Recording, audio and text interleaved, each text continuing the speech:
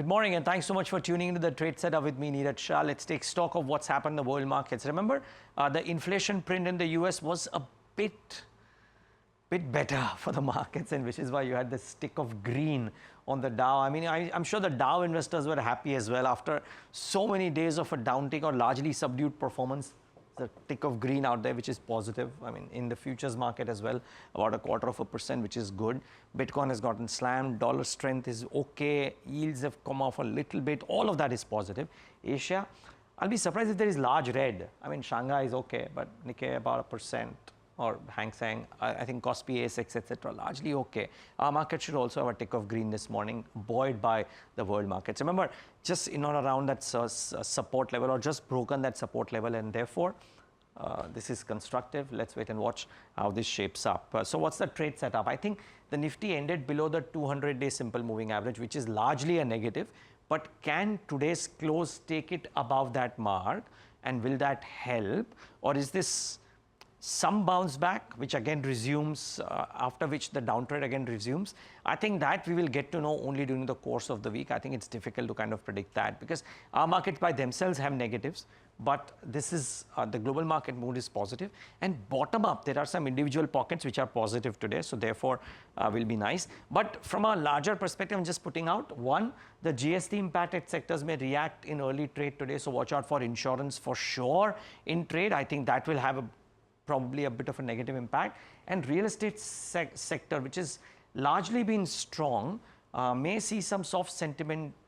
We may see some soft sentiment, and I'll tell you why as well, because I think there's a prop equity study which doesn't look all that constructive, and I'll get to that in a moment. Some of the stocks are out of F&O from the new series include these, so clearly there might be during the course of the series some how do I say that the next few days, 2-3 days, there could be some wild swings into some of these as well. So keep in mind for winding down of all the existing contracts, etc., that might be there. IPOs closing today. DAM Capital got subscribed 7 times thus far. Transrail 5.3 times. Sanathan 1.43 times.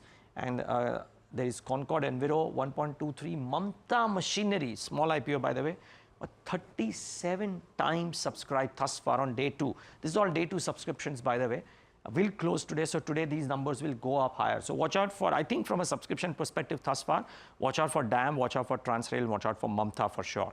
Also, Unimec, 500 crore issue opening today, price band of 745 to 785 per share. I hear some good things about this, watch out. So, you know, towards the end of the month, we're seeing some liquidity being sucked out as well by the primary markets. There's 6 IPOs open today, or actually 8 open today, because there are a couple which have day 1 thus far. Day 2 is today and day 3 is tomorrow. So tomorrow I'll give an update on a couple of others wherein the IPO is shutting. So watch out for those as well. Stocks to watch. Thumbs down on insurance names, LIC, HDFC Life, even medical or health insurance stocks, because the GST Council has postponed the decision to cut tax on insurance. This was widely anticipated, and because it hasn't happened, expect a bit of a initial knee-jerk reaction on the insurance companies in the session today. Real estate, I think could be negative because there is a prop equity study which says that housing sales will fall by 21% in Q3. The only space which is bucking the trend is NCR region. So therefore, and maybe not Oberoi really, sorry, we just mixed the stocks, but essentially stocks like DLF, Anantraj, Max Estate, Signature Global, the whole NCR bucket could actually stand out because that is bucking the sales trend, lower sales trend for Q3. Oberoi, Godrej Properties, Prestige, etc., all of those may not necessarily have the best of results to show in Q3, so keep an eye out for them.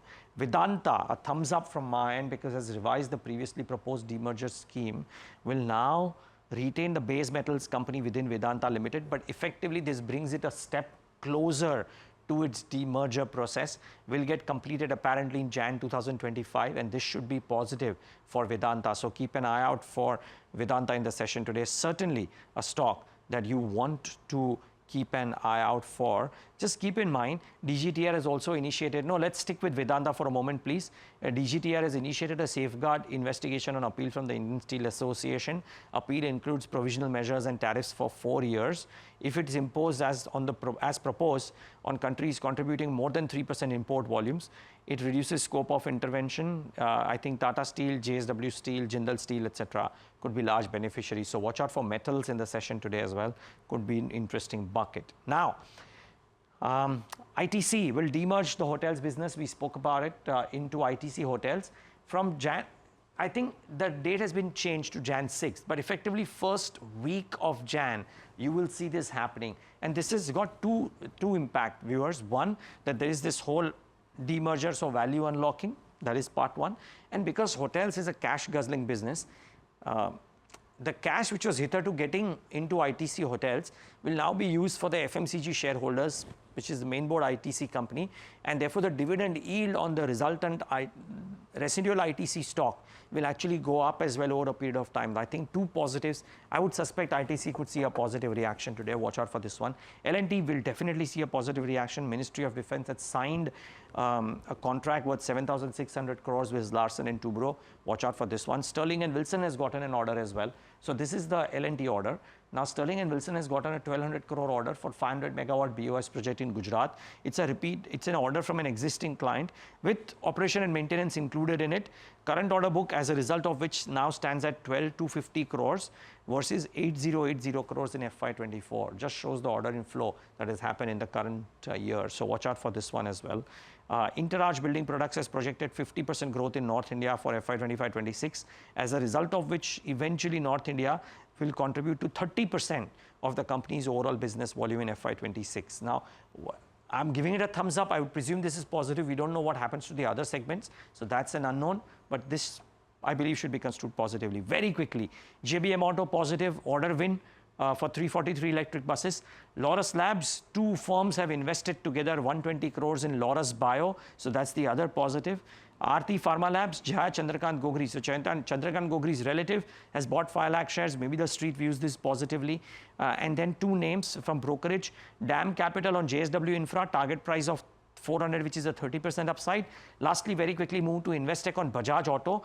That's a big positive, really. They've said that the new Chetak is priced at 120K, but more importantly, there's a sharp fall in cost of production. The cost of production of newly launched Bajaj Chetak is 45% lower to earlier models. Imagine the uptick in profitability. So watch out for Bajaj Auto, may actually have a positive reaction today. Watch out for that too. Thanks so much for tuning into the Trade Setup. Have a great day ahead.